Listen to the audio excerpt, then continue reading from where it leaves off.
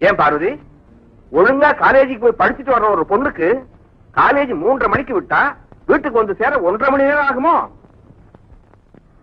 அது வந்துப்பா, என் தோழிங்க எல்லாம் ரொம்ப கம்பல் பண்ணாங்கன்னு காலேஜுக்கு பக்கத்துல இருக்கிற ஹோட்டல்ல காஃபி சாப்பிட போயிருந்தேன்.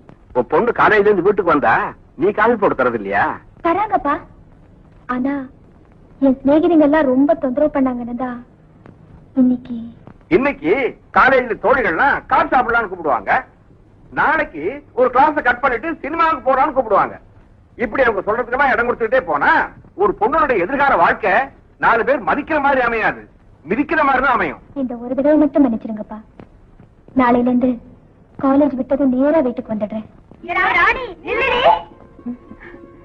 என்னடி நீ பாட்டுக்கு போயிட்டே இருக்க?